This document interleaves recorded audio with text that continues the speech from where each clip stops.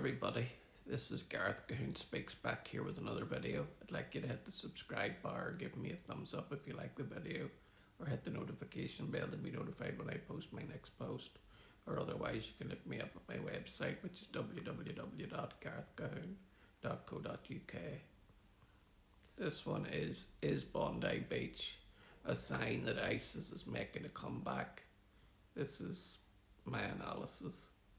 The question is whether recent attacks are coordinated with any ISIS command or whether ISIS is the go-to ideology for extremists, the way Al-Qaeda once was for other groups. The two terrorists who perpetrated the Bondi Beach attack appear to have been motivated by ISIS.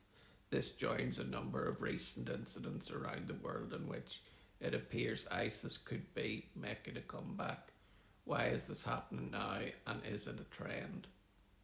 First of all, let's look at what we know. It appears the father and son terror team in Australia put a large ISIS-style flag in their car for all to see as they prepared the attack. ABC News in Australia notes that one of the Bondi Beach gunmen came to the attention of Australia's Domestic Intelligence Agency 6 years ago for his close ties to a Sydney-based Islamic State IS terrorism cell. The ABC understands earlier today police revealed that two Bondi Beach gunmen were a father and son, Naveed Akram, 24, who is in hospital under police guard, and Sajid Akram, 50, who died exchanging gunfire with officers on Sunday. There have been ISIS and extremist Islamist groups operating in the Philippines for years. ISIS has often preferred large attacks with high body counts abroad.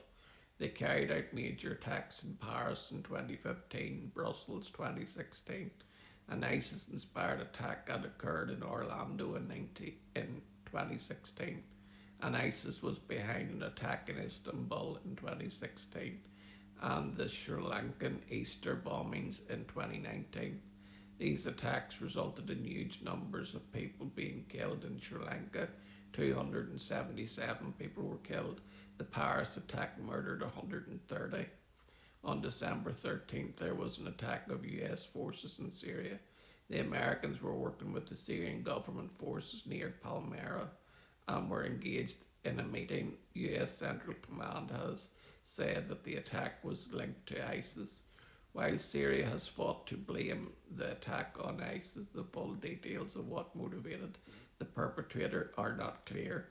The US-backed Syrian Democratic Forces did say that they apprehended an ISIS cell on December 1st. Overall, the level of ISIS activity in Syria is unclear. The group may have up to 2,000 fighters in Syria. It also has thousands of detainees in eastern Syria in the Roj and Al-Hol camps and some prisons. Many of the detainees are women and children, family members of ISIS members. In Poland, a 19-year-old student at the Catholic University of Lublin has been arrested for plotting to attack a Christmas market. He is alleged to have ISIS ties. Euronews noted that a first-year law student at a Catholic University of Lublin was arrested by Poland's internal security agency over a foil plan to commit a terror attack, officials said. Mateusz W. 19, a Polish citizen from a Catholic family, alleged intended to join a terrorist organisation and was planning an attack in public place in support of the so-called Islamic State group, or IS as it's otherwise known. He was arrested on the 30th of November and will remain in custody for 3 months. ISIS continues to have global reach. There have been ISIS-linked plots in Israel. A terror cell was thwarted in October 2024. Reports said that the time in early December 2025, an 18-year-old was detained for planning an ISIS-inspired attack. In November, reports in the US said two Michigan men have been arrested over a Halloween plot that was linked to ISIS. This would appear to show that ISIS continues to have a global reach and inspires plots around the world. The question is whether any of this is coordinated with any kind of ISIS command, or whether ISIS is the go-to ideology for extremists and the way Al Qaeda once was for other groups. It appears more likely that many of these ISIS-inspired plots are the embers of what was once the large ISIS group that controlled parts of Syria and Iraq. Things have changed since ISIS was largely defeated in 2019 in Syria. There are still many extremist groups, particularly in the Sahel in Africa. However, ISIS appears to be very fragmented. Nevertheless, the group continues to relocate onward. It has played a role in massacres in Mozambique. For instance, African News noted earlier this year that the threat posed by Islamic State and Al Qaeda extremists is escalating in Africa and Syria. According to a new UN report released Wednesday, the UN experts say Africa remains the epicenter of terror activity, with groups like Al Qaeda linked Jenim in West Africa and Al Shabaab in the East steadily expanding territory. ISIS may be trying to revive itself, however. It is still fragmented with no real base of operations, and its command structure has been shattered in Syria.